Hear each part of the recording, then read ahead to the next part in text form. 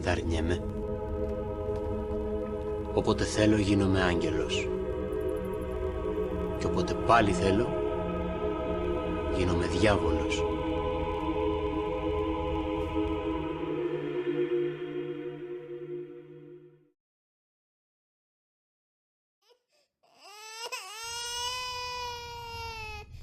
Γιώργος Καραϊσκάκης γεννήθηκε το 1782. Ήταν νόθος γιος της Ζωής Δημισκή, η οποία μετά το θάνατο του πρώτου συζύγου της έγινε καλόγρια. Γι' αυτό άλλωστε έμεινε και στον Καραϊσκάκη η προσωνυμία ο γιος της Καλογριάς. Για την ταυτότητα του πατέρα του πιθανόν να ήταν ο αρματολός του βάλτου Δημήτρης Καραΐσκος. Ο Καραϊσκάκης ήταν υποκοριστικό. Λύπηση έδειχνε ουσιαστικά για ένα παιδί που ουσιαστικά μεγάλωνε μόνο του.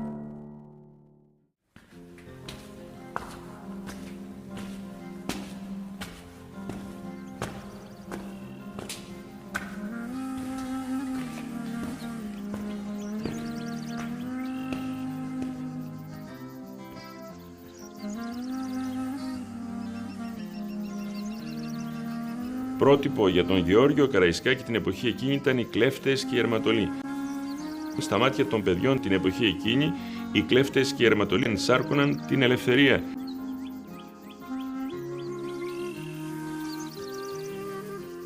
Γι' αυτό ακριβώς τον λόγο τον βλέπουμε ήδη από την ηλικία των 14-15 χρόνων, πάνω ακριβώς στην άνδρωση και στην εφηβεία του, να φεύγει και να συγκροτεί τη δική του ομάδα, τη δική του παρέα κλεφτών από συνομιλίκους. Μια ομάδα κρούσης που του προσέφερε σε ένα πρώτο πλάνο την αναγνώριση την οποία επιζητούσε, αλλά κυρίως να βρει και τους τρόπους της επιβίωσης. Ο Γιώργος Καραϊσκάκης συνελήφθη από το έμπιστο σώμα του Αλή Πασά και οδηγήθηκε στην ηλικία των 15 χρόνων στη φυλακή. Η αυλή του Αλή Πασά θα λέγαμε ότι ήταν ένα σχολείο, υπό την έννοια ότι δεν είχαμε μόνον εκπαίδευση στρατιωτική, αλλά μπορούσε κάποιος να μοιηθεί στην τέχνη της διαπραγμάτευσης, της συνωμοσίας, διότι ο Αλή Πασάς ήταν αυτός ο οποίος μονίμως ελισσόταν.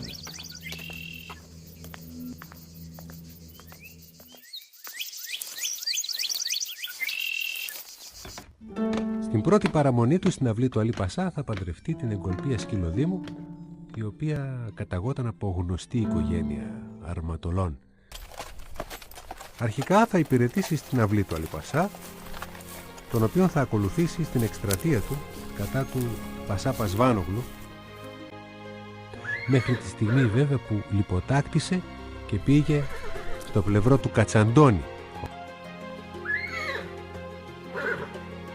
Από την προεπαναστατική περίοδο, αυτό το οποίο επεδίωξε ήταν να γίνει αρματολός, οπλαρχηγός στην περιοχή των Αγράφων.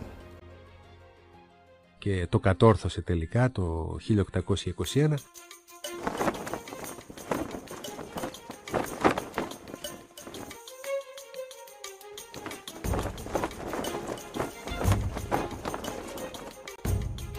Δραστηριοποιήθηκε ευθύς αμέσως με το ξεκίνημα της Επανάστασης των Ελλήνων, ανέλαβε τον τομέα της Δυτικής Χέρσου Ελλάδος σε μια περιοχή όπου είχε και το αρματολίκι του. Έδωσε τις μάχες του, λαβώθηκε σε αυτές τις αντιπαραθέσεις με αποτέλεσμα να μείνει ανενεργός για κρίσιμο διάστημα στις αρχές του 1821 προκειμένου να γιάνει.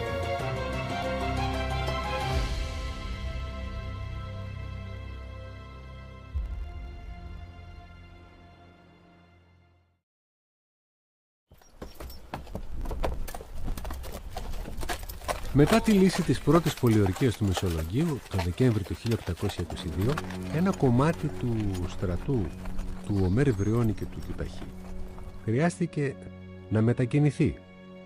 Προκειμένου να το κάνει όμως αυτό, έπρεπε να περάσει από τα Άγραφα. Ο Καραϊσκάκης λοιπόν έπιασε, που λέμε, τα περάσματα κοντά στη διάβαση του Αγίου Βλάση και ανάγκασε τους εχθρούς μετά από σκληρή μάχη να οπισθοχωρήσουν προς το Αγρίνιο. Συνάθηκε μάλιστα και μια μονομαχία μεταξύ του Αλβανού Χατζή Μπέντο και του Καραϊσκάκη, όταν ο πρώτος κάλεσε τον Έλληνο πλαρχηγό σε μονομαχία. Καραϊσκάκη, έβγα έξω να χτυπηθούμε! Αυτό ήταν η θριαλίδα για να ξεκινήσει μια λυσώδης μάχη, κατά την οποία οι αλβανικές κατά κύριο λόγο δυνάμεις υπέστησαν συντριπτική ήττα.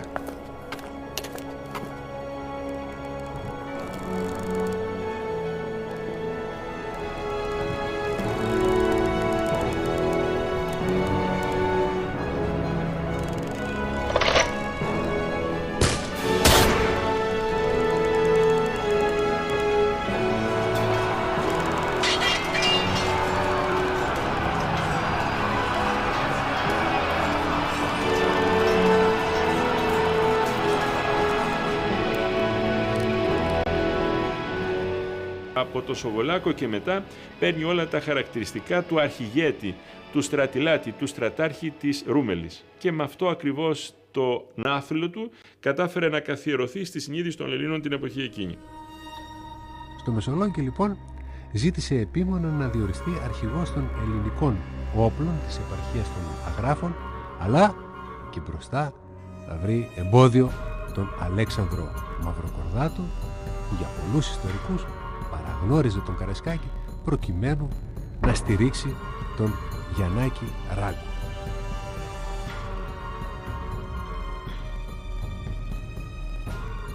Το Δεκέμβρη θα λάβει μέρος στο ρουμελιώτικο σώμα που εκστράτευσε στην Πελοπόννησο. Όχι. Δεν ήταν οι δικοί μας που πηγαίνουν να χτυπήσουν τους Τούρκους. Στόχος του σώματος εκείνου ήταν να βοηθήσει τους λεγόμενους κυβερνητικούς στη μάχη με τους αντικυβερνητικούς. Είμαστε στο λεγόμενο δεύτερο εμφύλιο πόλεμο.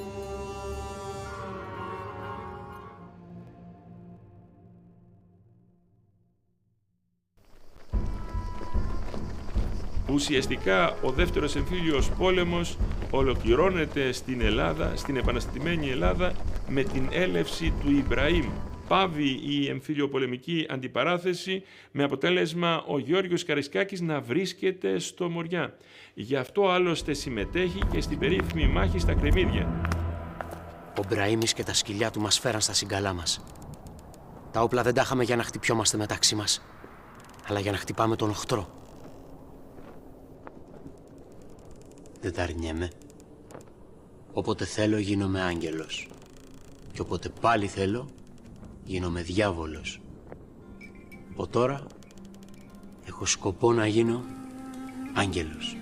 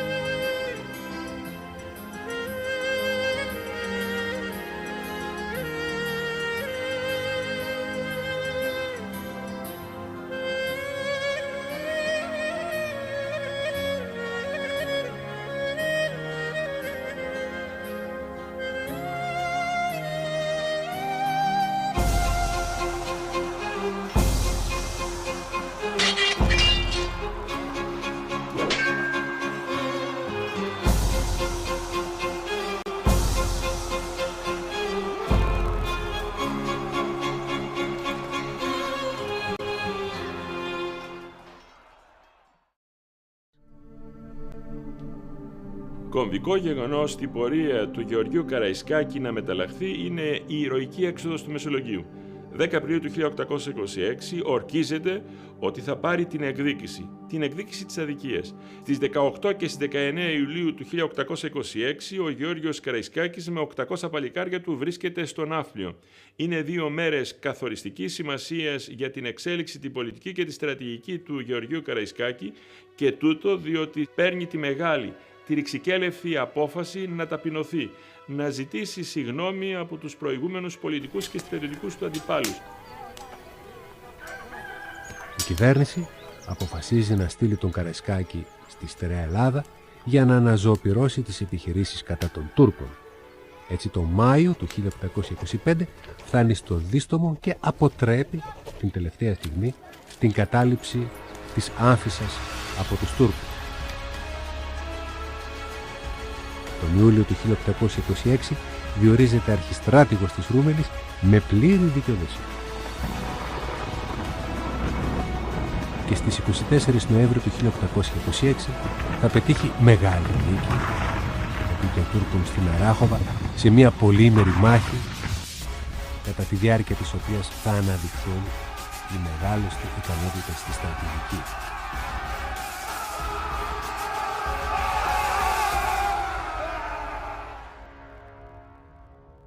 Μετά τη διασφάλιση της κεντρικής στερεάς, ο Καραϊσκάκης θα επιστρέψει στην Αττική για να αντιμετωπίσει τον Κιουταχή που συνεχίζει την πολιορκία της Ακρόπολης.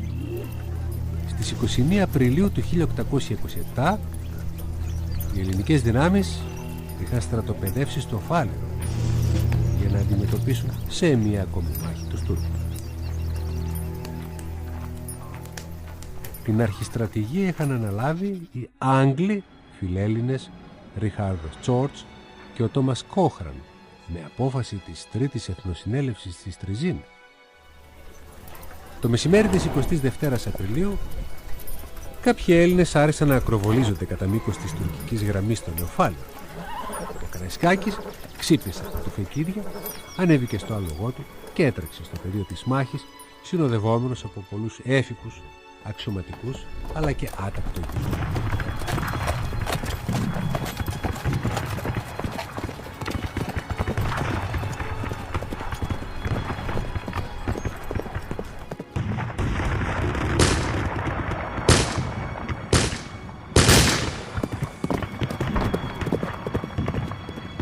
Αν και κατάλαβε ότι η πληγή του ήταν σοβαρή, συνέχισε έφηβος να μαζεύει τους στρατιώτες από εδώ και από εκεί και τελικά γύρισε στη σκηνή του. Όταν έφτασε εκεί, οι στρατιώτες τον κατέβασαν από το άτι και τον μετέφεραν στο γιατρό, ο οποίος διαπίστωσε ότι είχε όντως τραυματιστεί πολύ σοβαρά στη βοβονική χώρα. Ο Καραϊσκάκης κατάλαβε ότι το καντήλι του έσβηνε. Κάλεσε αμέσως παπά, εξομολογήθηκε, μετάλαβε, ζήτησε συγχώρηση από τους παρόντες και ζήτησε να τον θάψουν στην εκκλησία του Αγίου Δημητρίου στη Σαλαμίνα. Αστιεύτηκε για λίγη ώρα με τους άλλους καπεταναίους, τους συμβούλευσαν να παραμείνουν ενωμένοι. Πέθανε μία ώρα αργότερα και συγκεκριμένα στις 4 τα ξημερώματα, εν μέσω δρυμύτατων πόνων.